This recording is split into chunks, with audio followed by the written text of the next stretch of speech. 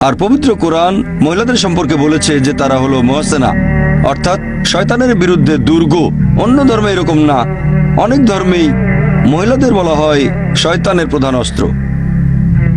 আর একজন ভালো মহিলা তার স্বামীকে সরল পথে রাখে, সিরাতাল মুস্তাকিমে, আর তাকে ভুল পথে যেতে বাধা দেয়। আমাদের প্রিয় নবী বলেছেন, মুহাম্মদ সাল্লাল্লাহু আলাইহি সাল্লাম, সহিহ বুখারী খণ্ড নম্বর 7, বুক অব নিকাহ, অধ্যায় নম্বর 3, হাদিস নম্বর 4, হে যুবক যুবতীরা, তোমাদের মধ্যে যাদের সামর্থ্য আছে তারা বিয়ে করো, কারণ এটা দৃষ্টির সংযম আর লজ্জাস্থানের হেফাজতে সাহায্য করে। ইসলাম ধর্ম তাড়াতাড়ি বিয়ে করাকে উৎসাহ দেয়। যদি আপনার সামর্থ্য থাকে তাহলে বিয়ে করবেন তাড়াতাড়ি। আর পবিত্র কোরআন বলছে, যদি তোমার সামর্থ্য না থাকে নিজেকে সংযত রাখো যতক্ষণ না আল্লাহ তাআলা তোমাকে সামর্থ্য দেন। আমাদের নবী বলেছেন, এই হাদিসটার বর্ণনা দিয়েছেন হযরত আনাস রাদিয়াল্লাহু আনহু, যে যদি কেউ বিয়ে করে তার অর্ধেক দিন সম্পূর্ণ হবে, তার মানে ধর্মের অর্ধেক। একবার প্রশ্নোত্তর পর্বে একজন দর্শক আমাকে প্রশ্ন করেছিল যে তার মানে কি দুটো বিয়ে করলে পুরো দিন পূর্ণ হবে, তার মানে পুরো ধর্ম? নবী এখানে কি বুঝিয়েছেন যে বিয়ে অর্ধেক দিনকে সম্পূর্ণ করে? আমাদের নবী যেটা বুঝিয়েছেন, বিয়ে করলে বিরত থাকবেন অশ্লীলতা থেকে, ব্যভিচার থেকে, সমকামিতা থেকে। এগুলো হচ্ছে সমাজের খারাপ জিনিসগুলোর অর্ধেক। শুধুমাত্র বিয়ে করলেই আপনি সুযোগ পাবেন স্বামী বা স্ত্রী হওয়ার, শুধুমাত্র বিয়ে করলেই আপনি সুযোগ পাবেন বাবা অথবা মা হওয়ার। এই দায়িত্বগুলো ইসলাম ধর্মে অনেক গুরুত্বপূর্ণ।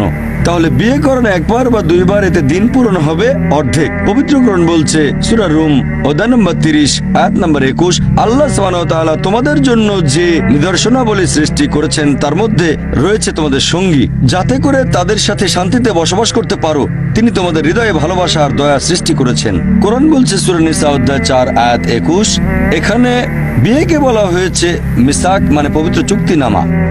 আর বিয়ে বৈধ হতে গেলে হবু স্বামী আর হবু স্ত্রী দুজনের অনুমতি নেওয়া সমান গুরুত্বপূর্ণ, ছেলে এবং মেয়ের সম্মতি। পবিত্র কোরআন বলছে সূরা নিসা অধ্যায় 4, আয়াত 19, কোন নারীকে তার ইচ্ছার বিরুদ্ধে নিজের উত্তরাধিকার গণ্য করো না। আমাদের প্রিয় নবী বলেছেন, এই হাদিসটা আছে সহিহ বুখারীতে খণ্ড নম্বর 7, বুক অব নিকাহ, অধ্যায় 43, হাদিস নম্বর 5138, যে একবার এক মহিলা নাম খানসা বিনতে খাদেম আল আনসারিয়া আমাদের নবীর কাছে এসে বলল যে তার বাবা তাকে এমন লোককে বিয়ে করতে বাধ্য করেছে যাকে সে পছন্দ করে না। নবী তখন বিয়েটা বাতিল করে দিলেন। ইসলাম ধর্ম অনুযায়ী কোনো বিয়ে বৈধ হতে গেলে ছেলে এবং মেয়ের দুজনেরই সম্মতি সমান গুরুত্বপূর্ণ। আর ইসলাম ধর্মে আমরা মহিলাদের গতানুগতিক ভাবে সম্বোধন করতে চাই না, যেভাবে ইংরেজি ভাষায় বলা হয় হাউস ওয়াইফ। এখানে তো হাউজের সাথে তার বিয়ে হয়নি যে হাউস ওয়াইফ বলে রাখতে হবে, কারণ হাউস ওয়াইফ মানে হাউজের ওয়াইফ। আমরা মুসলিমরা মহিলাদের বলি হোম মেকার, কারণ তারা হোম মেক করে, তারা ঘর সৃষ্টি করে। বিয়ে করেছে সমান অধিকারের আরেকজনকে। ইসলাম ধর্মে পুরুষ এবং মহিলা সবাই সমান।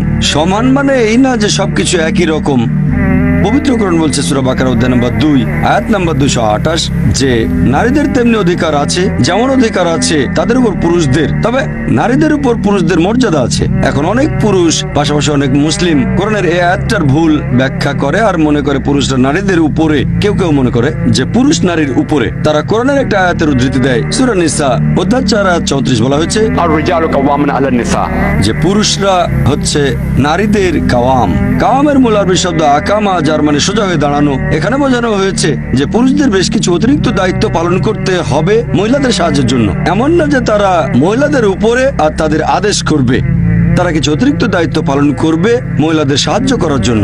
আয়াতটিতে আরো বলা হয়েছে যে আল্লাহ নারীদের চেয়ে পুরুষদের বেশি সামর্থ্য দিয়েছেন। এছাড়াও পবিত্র কোরআন বলছে সূরা নিসা অধ্যায় নম্বর 4, আয়াত নম্বর 19, যে তোমার স্ত্রীগণের সাথে সৎভাবে দয়ার সাথে বসবাস করো। লেকচারের শুরুতে আমি কোরআনের একটা আয়াতের উদ্ধৃতি দিয়েছিলাম। সূরা বাকারা অধ্যায় নম্বর 2, আয়াত 187 বলা হয়েছে, হুন্না লিবাসুল লাকুম ওয়া আনতুম লিবাসুল লাহুন্না।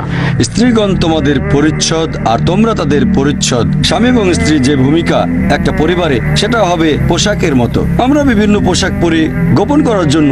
স্বামী এবং স্ত্রী একে অন্যের দোষ গোপন করবে। আমরা পোশাক পরি নিরাপত্তার জন্য, এখানেও একে অন্যকে নিরাপত্তা দেবে। পোশাক পরি সৌন্দর্যের জন্য।